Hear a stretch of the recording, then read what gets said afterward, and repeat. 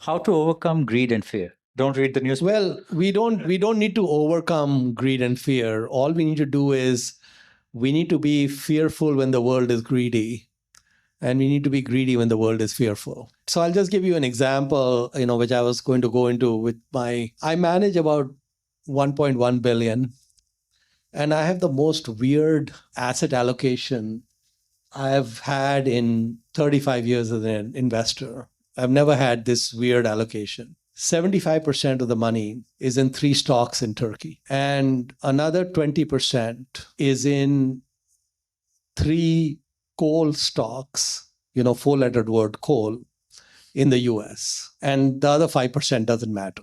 But I think about this quite often. And I think that what I really need to do is the next 10 years, 15 years, just do talks like this and do no work. And life will be great. So I started going to Turkey in 2018 because it was screening as an extremely cheap market. It was just, I had a friend in Turkey, the diehard Ben Graham investor, wonderful guy. And I said, Haider, I'd like to visit you in Istanbul, and I'd like to visit the companies in your portfolio. And is that okay with you? He said, oh, no, come, we'll have a great time. So I said, here's the rules. I only want to visit companies that you actually have money in. Don't take me to any companies you have no investment in that you think is good or whatever. And I said, I want to start with the one that you have the highest conviction, most money, and then we go down the list. And I went the first year in 2018. I visited about 20 businesses, really was amazed at a few things that I came across. Then I went the next year in 2019, and Haider would send me the list of businesses that we were going to visit, but I never did any work on any of them because I said that I want to do the work after meeting the managements and all that, some base level. I have some base level knowledge, then I'll spend time drilling down.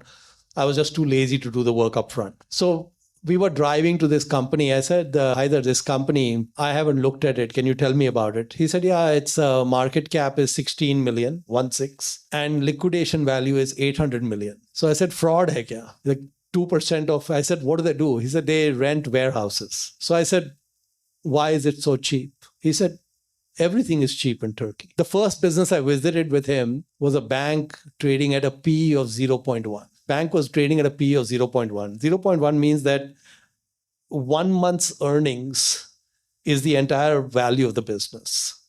And but that's a separate story. I couldn't invest in something that have too much hair for me also. So anyway, this is the father-son team that I met. They look like very smart people, honest people to me. I went after that and visited the warehouses.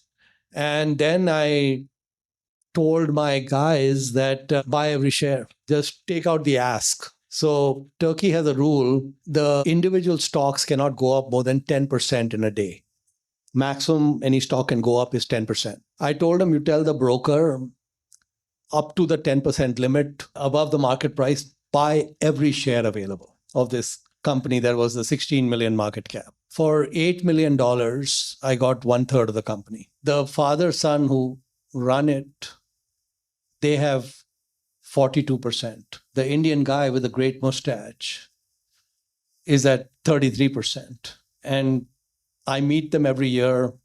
I tell them, listen, I'm your cheerleader on the sidelines. I don't want to do any work. I don't want to be on the board. I just want to be your silent partner. And they are happy with it. I'm happy with it. Everyone's happy with it. That company has a value now in the stock market of $1 billion. The lira, which is why everyone was exiting Turkey at the time, when I made the investment, it was 5 lira for $1. Now it is 33 lira to $1. So the lira has collapsed. But the collapse of the lira meant nothing, which I knew even then, because I own warehouses. They are made of steel and iron and concrete and land, which is all inflation indexed. We have the cement guys right here, completely inflation indexed.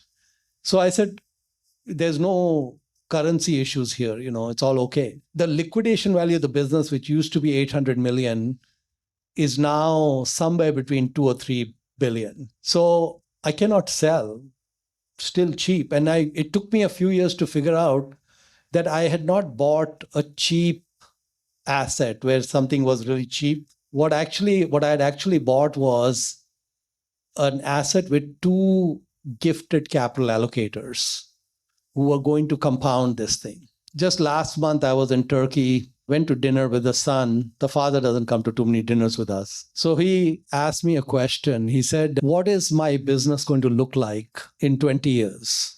He's asking me, the Indian guy, okay, who's not even in Turkey all the time. So I told him, listen, man, it's really simple. The wealthiest families in Turkey are all second, third, fourth generation. They are professional managers running those businesses. The families are no longer running them.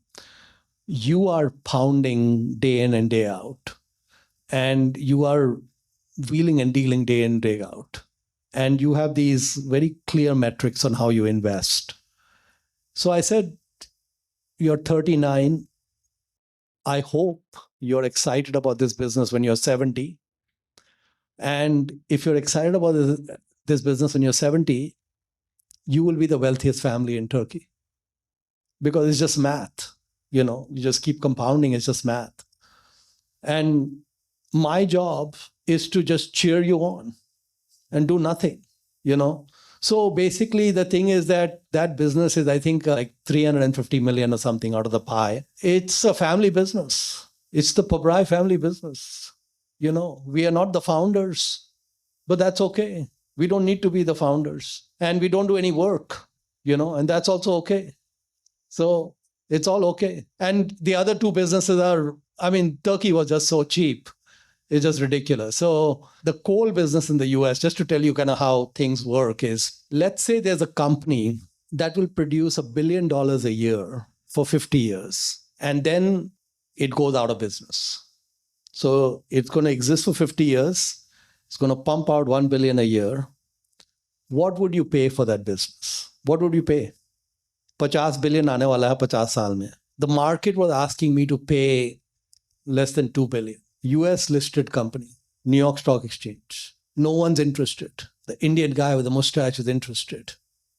So we loaded up on these coal companies. And not only were we buying 2 billion for 1 billion, we're buying billion of cash flow for 2 billion, they're buying back shares, and there's no restrictions on buying back shares. So they'll, in a few years, they're no long-term holders of that stock. I think we are one of the only guys who own the stock. A lot of traders.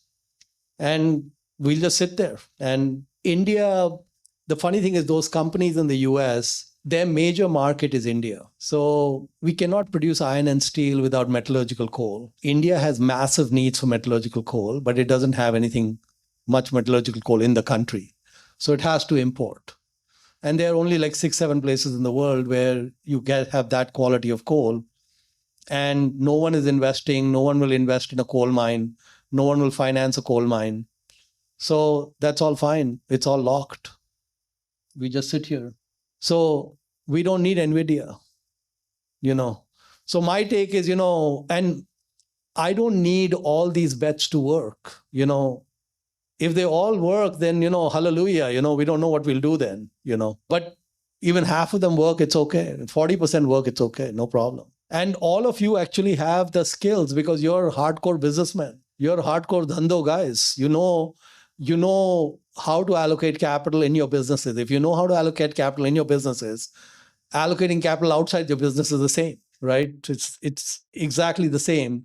So whenever someone says to you, okay, we should invest in this IPO, we should invest in this and that, this is the only question I have. What is the market cap? And when am I getting that money back? And if I'm not getting that money back in 3 or 4 years, I'm not interested. So the interesting thing about the stock market is that if you say that I only want to invest in companies that are PE of 1, they exist. PE of 2, they exist too. And PE of 100, they also exist. So the market will deliver whatever you want. You can set whatever threshold you want, and then you're done. I was talking to the CFO of a company that's like Tata in Turkey. They're like one of the biggest groups, very blue chip group. And he was telling me, he said, every country has a national sport. He said that in the US, it's poker. And he said poker is a game which is a mix of skill and luck. In China, it's baccarat, only luck. In Russia, it's chess, only skill. He said, do you know what the national game of Turkey is? I said, why don't you educate me?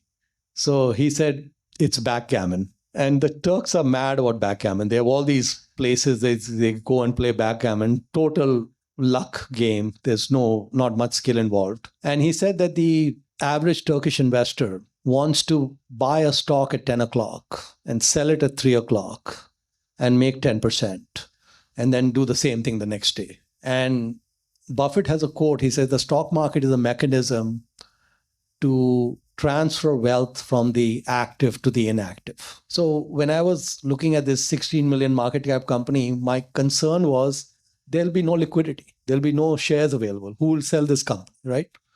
Massive amounts of liquidity. I mean, I was shocked at the amount of trading volume. The average Turkish company, if you exclude the founder's stake and the foreign investors, cycles through the whole market cap in 11 days. Every 11 days, it's cycling. It is what I would call an orgasmic market to invest in. You know, for people like us who want to buy something and never sell it, there could be no better place than that. Because you're dealing with people who are trying to get a value of a business for the next 6 hours, right? They're trying to understand what is this going to give me in 6 hours. And if I'm willing to go to 6 years, and he's at 6 hours, I have a huge advantage.